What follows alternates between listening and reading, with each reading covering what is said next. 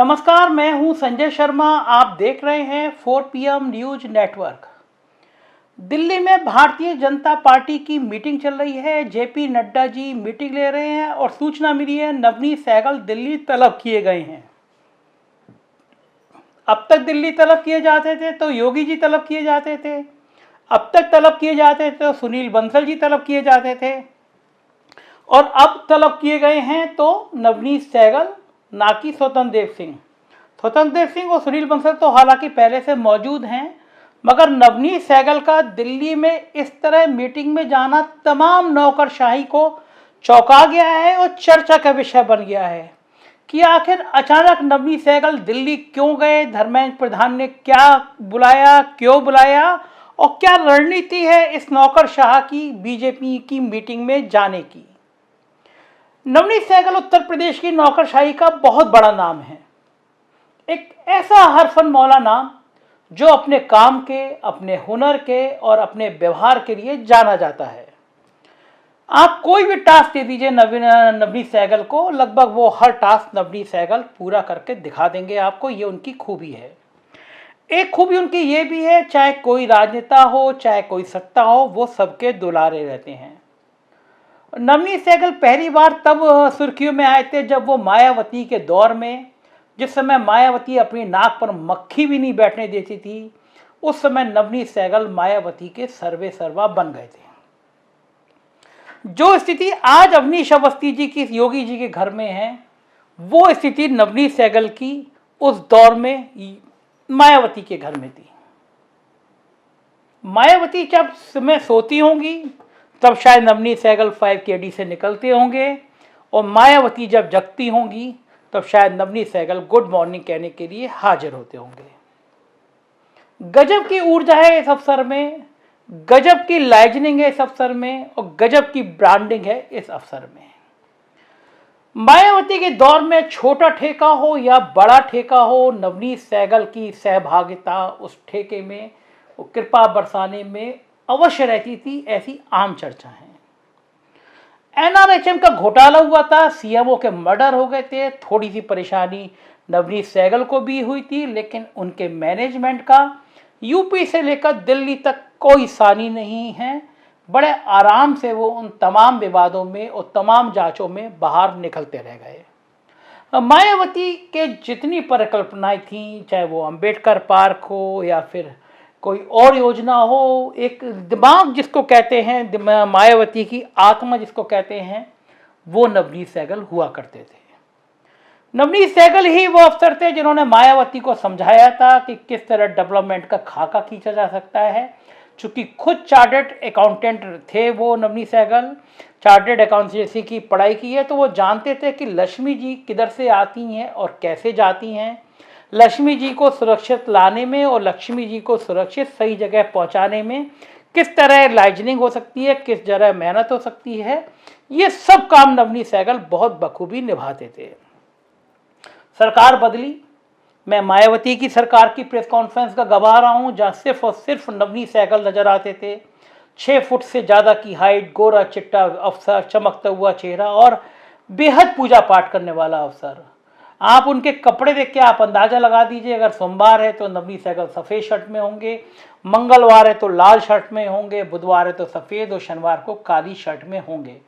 तो नवनीत सहगल कोई मंदिर, कोई मस्जिद, कोई गुरुद्वारा ऐसा नहीं जहाँ नवनीत सहगल कंटिन्यू जाते ना हों, कंट्रीब्यूशन ना करते हों और भगवान की सेवा में लगातार तत्पर न रहते हों। सरकार बदली और अखिलेश यादव की सरकार आ गई। मैं उस प्रेस कॉन्फ्रेंस का गवाह हूँ। शायद वो अखिलेश यादव की पहली प्रेस कॉन्फ्रेंस थी मुख्यमंत्री बनने के बाद। जैसे ही नवनीत सहगल उस डाइस में घुसे, लोगों ने नवनीत सहगल की हूटिंग शुरू कर दी। जाहिर है मायावती से बहुत तनाव था अखिलेश यादव का, और मायावती के बाद अखिलेश यादव सत्ता में आए थे, लेकिन चूंकि वो प्रमुख सचिव सूचना थे और तमाम बड़े पद पे थे, तो उनको अखिलेश यादव की जनसभा में, प्रेस कॉन्फ्रेंस में जाना ही था। लेकिन वोटिंग शुरू हुई है, लेकिन सहगल साहब मुस्कुराते हुए रहे, मानो इशारा कर रहे हो कि कुछ दिनों की बात है, मैं यहाँ पे भी उतना ही इम्पोर्टेंट होऊंगा। अखिलेश यादव ने कुछ दिनों नवनीत सहगल को किनारे रखा, मगर नवनीत सहगल वो आंधी है जो किसी के रोकने से रुकती नहीं है। कुछ ही समय बीता, अखिलेश यादव की निगाहों में भी नवनीत सहगल चमकते हुए सितारे की तरह चढ़ गए। और फिर जब आगरा लखनऊ एक्सप्रेसवे बनने की बात आई तो नवनीत सहगल ने उसका कमान संभाली, नवनीत सहगल को कमान दी गई। नवनीत सहगल ने बहुत सफाई के साथ ठेकेदारों का चयन किया। नवनीत सहगल वो अफसर हैं जो दूर की बात समझ लेते हैं। उनको लग रहा था कि आने वाला समय भाजपा का हो सकता है, तो जो आगरा एक्सप्रेसवे के ठेके बांटे गए उसमें पहला हिस्सा उन्होंने आगरा के भाजपा के मेयर, जो मौजूदा मेयर हैं, बीजेपी के कोषाध्यक्ष थे उस समय, उनका नाम था जैन, नवीन जैन, उनकी कंपनी पीएमसी कंस्ट्रक्शन को पहला हिस्सा दे दिया और आगरा लखनऊ एक्सप्रेसवे रिकॉर्ड समय में बनके तैयार हो गया। वही एक्सप्रेसवे का हिस्सा इस अखिलेश यादव सरकार में थोड़ा क्षतिग्रस्त हुआ। जैसे ही बीजेपी ने हल्ला बोला, सपा ने कहा कि इसको तो बीजेपी की नेता की कंपनी ने बनाया है। ये अलग विषय, मैं इस पर आगे आके आपसे बात करूंगा। तो मैं उस दौर की बात कर रहा हूँ। अखिलेश यादव की सरकार कुछ साल बाद ही नवनीत सहगल का जलवा फिर शुरू हो गया। नवनीत सहगल ने सूचना विभाग संभाल लिया। पत्रकारों को, मीडिया को जैसे मायावती के लिए मैनेज करते थे, ऐसे ही अखिलेश यादव के लिए मैनेज करने लगे। किस पत्रकार को, किस संस्थान को कितना रुपया चाहिए, किसको कितना प्लॉट चाहिए, किसको कितना काम चाहिए, दिल्ली के किस संपादक को किस लेवल की स्कॉच चाहिए, ये सारा काम सूचना विभाग करता है। एक राज आतिथ्य मद होता है जिसमें करोड़ों रुपए दिए जाते हैं।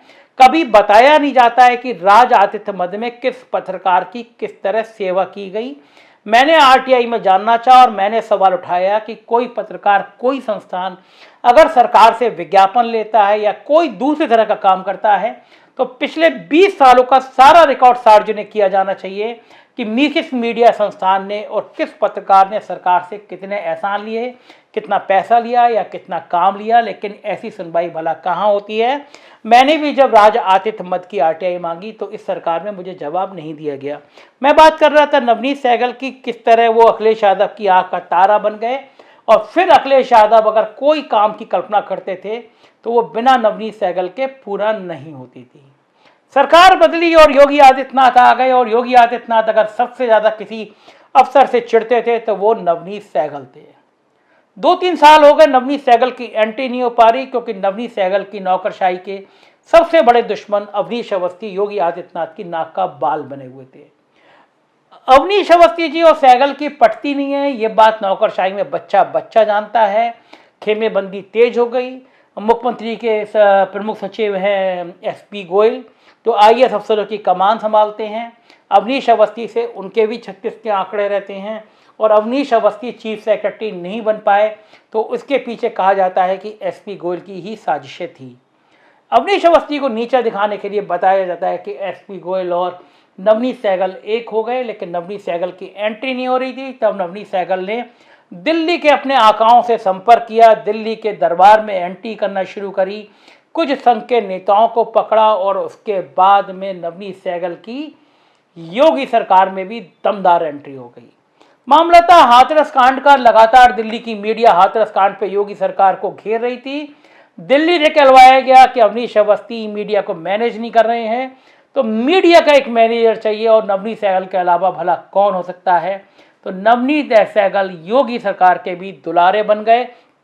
मुझे याद आ रहा है, बताया गया था मुझे, इवेंट होना था यहाँ पे, यूपी इन्वेस्टर मीट का होना था, मुलाकात होनी थी अडानी से। अडानी मिलने का टाइम नहीं दे रहे थे, चीफ सेक्रेटरी वगैरह परेशान थे। तब नवनीत सहगल से संपर्क किया गया, और नवनीत सहगल ही वो अफसर थे जिन्होंने अडानी का टाइम दिलाया। इन्वेस्टर मीट में अंबानी अडानी आए तो उन्होंने कहा हेलो सहगल।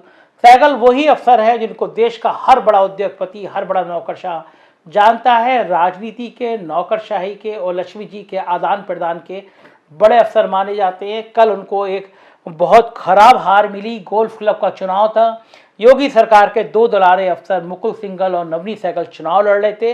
प्रतिष्ठा का विषय बना लिया था। नवनीत सहगल ने एक वीडियो जारी किया था, तमाम गोल्फ क्लब पे आरोप लगाए थे, लेकिन मुकुल सिंघल ने नवनीत सहगल को कल हरा दिया। माना जा रहा था कि नवनीत सहगल डिप्रेशन में होंगे, मगर अभी अभी शाम को सूचना आई कि दिल्ली बुलाया गया है नवनीत सहगल को, धर्मेंद्र प्रधान ने बुलाया है, और ये कहा गया है प्रचार प्रसार के काम और मीडिया संस्थानों की लिस्ट लेकर आओ। नवनीत सहगल बताएंगे कि किस सरकार किस मीडिया संस्थान को उपकृत करेगी, किस संस्थान के कान में बैठेगी, किसके यहाँ छापे पड़ेंगे, किसके यहाँ एफआईआर होंगी। नवनीत सहगल इसके भी मास्टर हैं। कुछ जगह वो कह चुके हैं, ईओडब्ल्यू आदि में उन्होंने कहा कि थोड़ा थोड़ा ये आदमी ज़्यादा उछल रहा है, थोड़ा इसको टाइट करो, टाइट रखो। ये खुराफात भी नवनीत सहगल जानते हैं। तो दिल्ली दरबार में बीजेपी की मीटिंग में नवनीत सहगल जैसा अफसर उत्तर प्रदेश में भारतीय जनता पार्टी की जीत की क्या रणनीति बना रहा है, इस पे सबकी निगाहें हैं। लेकिन पूरी उत्तर प्रदेश की नौकरशाही में इस समय इस बात की बहुत चर्चा है कि जेपी नड्डा की मीटिंग में दिल्ली में आखिर नवनीत सहगल को क्या बुलाया गया है, क्यों बुलाया गया है, और नवनीत सहगल जीत का कौन सा प्लान लेकर पहुंचे हैं जेपी नड्डा के पास। उत्तर प्रदेश की राजनीति की, नौकरशाही की और राजनीति की कोई खबर देखनी हो तो देखते रहिए 4PM न्यूज़ नेटवर्क। सपोर्ट कीजिए, सब्सक्राइब करिए, क्योंकि हम आपको हर सच जरूर बताएंगे। Thank you.